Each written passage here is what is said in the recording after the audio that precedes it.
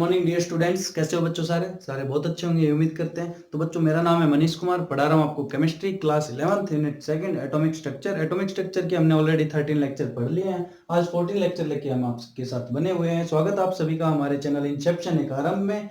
और अगर आपने चैनल को सब्सक्राइब नहीं किया है तो please do subscribe and share the channel, और अपने सभी यार दोस्तों के पास इस चीज इन अच्छी अच्छी वीडियोस को पहुंचाओ अगर आपको ये अच्छी लग रही है तो बच्चों, लास्ट लेक्चर में हमने पढ़ा था photo electric effect. Photo electric effect की डेफिनेशंस, उसका एक्सपेरिमेंटल सेटअप और उसके कुछ फैक्टर जिनके ऊपर वो डिपेंड कर रहा था, वो हमने पढ़े थे। इस लेक्चर में हम थोड़ा सा और उसकी थ्योरी को, एक्सप्लेनेशन और न्यूमेरिकल पार्ट है उसको पढ़ेंगे।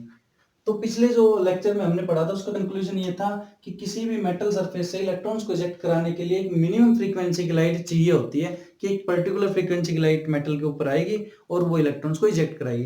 तो minimum frequency of electrons ejection के लिए जो चाहिए उसको बोलेंगे म्यू नॉट से हम डिनोट करेंगे, और उसका नाम होगा थ्रेशोल्ड फ्रीक्वेंसी। Threshold frequency.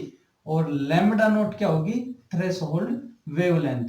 ये म्यू होता है, तो म्यू नॉट यहां से क्या आ जाएगा? सी बाय लैम्बडा नॉट। ये रिलेशन आ गया हमारा थ्रेशोल्ड फ्रीक्वेंसी का। अब देखो, फ्रीक्वेंसी जब हमने बढ़ाया तो इफेक्ट क्या है फ्रीक्वेंसी का? इफेक्ट, हमने जब फ्रीक्वेंसी बढ़ाई, एक पर्टिकुलर फ्रीक्वेंसी पे आके इलेक्ट्रॉन्स निकलने शुरू हो गए मेटल सरफेस से। अब हमने और फ्रीक्वेंसी बढ़ाई तो क्या हुआ कि उन इलेक्ट्रॉन्स की स्पीड और बढ़ने लग गई। भाई, इलेक्ट्रॉन्स 10 निकल रहे तो इलेक्ट्रॉन्स 10 ही रहे। फ्रीक्वेंसी बढ़ाने से इलेक्ट्रॉन्स अगर पहले 10 निकल रहे थे पर्टिकुलर फ्रीक्वेंसी पे, थ्रेशोल्ड फ्रीक्वेंसी पे, तो और फ्रीक्वेंसी बढ़ाएंगे तो भी इलेक्ट्रॉन 10 ही रहेंगे, लेकिन उन 10 इलेक्ट्रॉन्स की स्पीड बढ़ जाएगी। स्पीड मतलब पहले धीरे धीरे जा रहे थे फिर दौड़ने लग जाएंगे, लेकिन रहेंगे 10 ही। अब स्पीड बढ़ गई, वेलोसिटी बढ़ गई, तो वहां से सीधा मतलब होता है काइनेटिक एनर्जी। काइनेटिक एनर्जी होती है 1/2 mv स्क्वायर, तो v मतलब वेलोसिटी। तो अगर वेलोसिटी बढ़ी है तो काइनेटिक एनर्जी भी बढ़ेगी। तो क्या कह रहा है कि फ्रीक्वेंसी बढ़ाई तो वेलोसिटी ऑफ इलेक्ट्रॉन इंक्रीज, और वेलोसिटी ऑफ इलेक्ट्रॉन इंक्रीज हुई तो kinetic energy of electron also increase. और याद रहे कि नंबर ऑफ इलेक्ट्रॉन सेम है, मतलब करंट सेम रहेगा। करंट सेम रहेगा। करंट एमिटर ने सेम दिखाया जो हमने फ्रीक्वेंसी बढ़ाई, लेकिन उनकी स्पीड बढ़ा दी इलेक्ट्रॉन की। ठीक है भाई। इंटेंसिटी चेंज की हमने तो क्या इफेक्ट आया? इंटेंसिटी हमने बढ़ाई तो देखा कि नंबर ऑफ इलेक्ट्रॉन्स वो बढ़ गए। अब नंबर ऑफ मान लो एक पर्टिकुलर फ्रीक्वेंसी पे हमने लाइट को रोक दिया कि इस फ्रीक्वेंसी की लाइट आ रही है, और हमने इंटेंसिटी बढ़ाई, तो जो नंबर ऑफ इलेक्ट्रॉन्स थे, मान लो पहले 10 आ रहे थे वो 20 आने लग गए, लेकिन जो स्पीड रही, वेलोसिटी रही इलेक्ट्रॉन्स की, वो वही रही जो पहले थी। इंटेंसिटी से स्पीड नहीं बढ़ी, मतलब इंटेंसिटी बढ़ाने से काइनेटिक एनर्जी भी नहीं बढ़ेगी, और इंटेंसिटी बढ़ाने से बढ़ेगा क्या? करंट बढ़ेगा।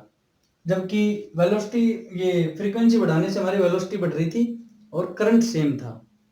करंट नहीं बढ़ रहा था। इंटेंसिटी बढ़ाने नंबर ऑफ इलेक्ट्रॉन्स बढ़ रहे हैं तो करंट बढ़ रहा है, लेकिन स्पीड सेम है, मतलब काइनेटिक एनर्जी सेम है। तो हमारे ये दो हमने फीचर्स पढ़ लिए थे। अब देखो इनका एक्सप्लेनेशन पार्ट।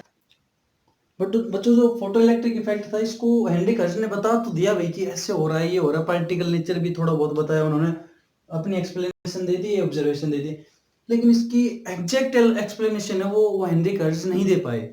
तो इसकी जो एग्जैक्ट एक्सप्लेनेशन है कि कितनी लाइट आएगी, क्या एनर्जी का रिलेशन होगा, क्या थ्रेशोल्ड फ्रीक्वेंसी का रिलेशन होगा, वो सब दिया आइंस्टीन ने। देखो, अल्बर्ट आइंस्टीन का नाम आप सभी ने बहुत सुना होगा, बहुत ग्रेट साइंटिस्ट रहे हैं हमारे अल्बर्ट आइंस्टीन। तो अल्बर्ट आइंस्टीन को, उनकी बहुत सारी थ्योरीज है, E is equal to mc square, और काफी सारी अच्छी अच्छी थ्योरी है, लेकिन उनको जो नोबेल प्राइज मिला था वो मिला था फोटो इलेक्ट्रिक इफेक्ट के एक्सप्लेनेशन के लिए। तो अल्बर्ट आइंस्टीन ने फोटो इलेक्ट्रिक इफेक्ट को एक्सप्लेन किया अपने थ्योरी के हिसाब से, कि आइंस्टीन ने अपनी थ्योरी दी जिससे उन्होंने हेनरी हर्ट्ज का जो ऑब्जर्वेशन था फोटो इलेक्ट्रिक इफेक्ट्स के रिगार्डिंग, उसको एक्सप्लेन किया मैथमेटिकली और न्यूमेरिकल वैल्यूज में। तो देखते हैं कैसे किया। देखो,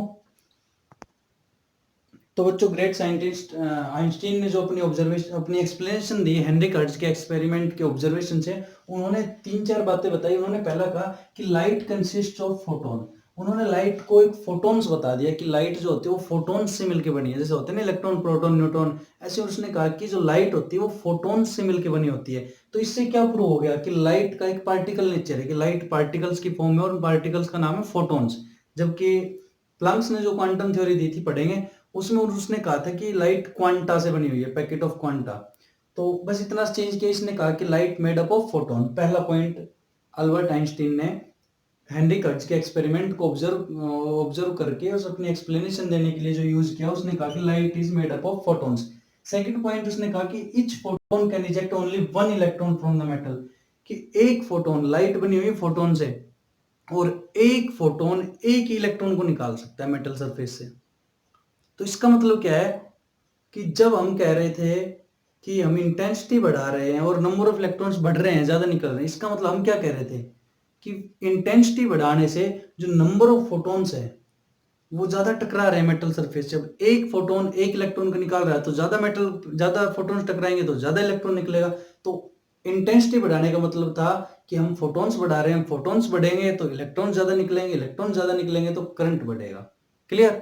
दूसरा पॉइंट उसने ये कहा। तीसरा पॉइंट उसने कहा कि each photon have the energy H mu. उसने कहा कि कोई भी फोटोन है उसके पास एनर्जी कितनी होगी कि प्लैंक्स कांस्टेंट के साथ उसकी फ्रीक्वेंसी को मल्टीप्लाई कर दो, हर एक फोटोन की ये फ्रीक्वेंसी होगी।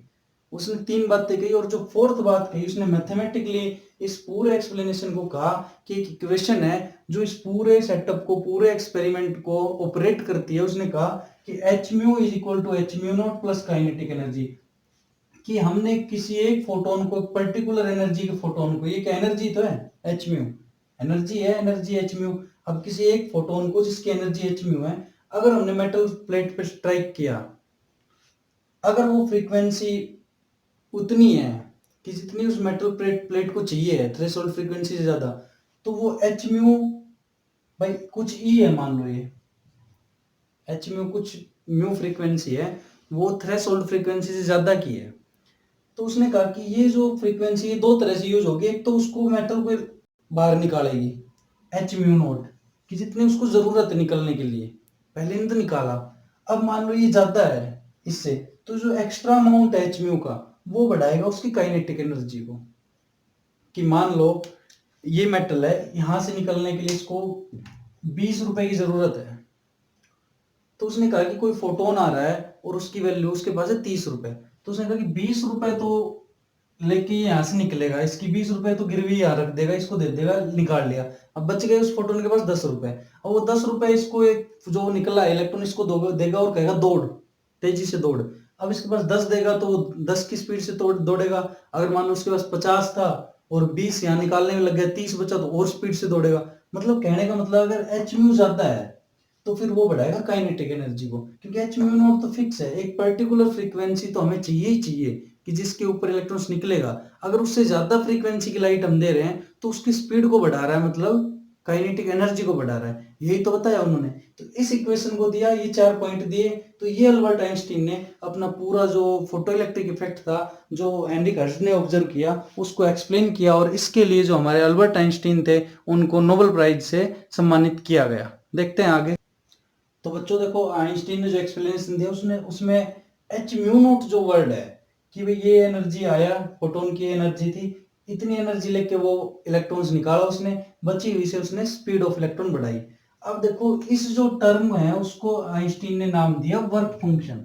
वर्क फंक्शन को उसने डिनोट किया ऐसे, ऐसे करके ऐसे, और इसको बोला जाता फाई। फाई समझ रहे हो? फाई, जीरो और एक कट, स्ट्रेट कट, तो इसको बोला फाई। और फाई को उसने क्या, वर्क फंक्शन, कि भाई इस मेटल का वर्क फंक्शन इतना है। अब कहे आपको कि 40 किलो कैलोरी, 40 किलो जूल का कोई फोटोन आ रहा है, मान लो, हालांकि होता नहीं इतना, 40 किलो जूल का फोटोन आ रहा है और एक मेटल का वर्क फंक्शन है 30 किलो जूल। तो इसका मतलब क्या है कि 40 किलो जूल का फोटोन आएगा उस पर, तो 30 किलो जूल से तो उस मेटल सरफेस से इलेक्ट्रॉन्स को निकलवाएगा, और जो बच गई 10 किलो जूल वो इसकी काइनेटिक एनर्जी को बढ़ाएंगे। यही तो है फोटो इलेक्ट्रिक इफेक्ट, यही तो उसका एक्सप्लेनेशन। तो भाई फोटो इलेक्ट्रिक इफेक्ट का जो एक्सप्लेनेशन था वो सारा ये था। इसके बाद का जो पार्ट है वो आपको नहीं पढ़ना है, स्टॉपिंग पोटेंशियल या वो है, वो आगे जब फिजिक्स पढ़ोगे आप तो वहां पे आपको पढ़ने को मिलेगा। तो फोटो इलेक्ट्रिक इफेक्ट इस तरह से हमारा खत्म हो जाता है। आगे कुछ एक और वो हमारे फिनोमिनन थे जिन्होंने लाइट के वेव नेचर को चैलेंज किया, वो पढ़ेंगे, ब्लैक बॉडी रेडिएशन, और उसके बाद हम ये कुछ एक डी ब्रोगली या क्वांटम नंबर जो कुछ बचा वो सारा कंप्लीटली पढ़ेंगे। तो बच्चों उम्मीद करता हूँ ये वीडियो भी आपको पसंद आया होगा, और आप लोगों ने सभी ने चैनल को सब्सक्राइब कर लिया होगा। अगर नहीं किया तो अब कीजिएगा और सभी बच्चों को शेयर कीजिएगा। तो मिलते हैं नेक्स्ट वीडियो में, तब तक के लिए धन्यवाद।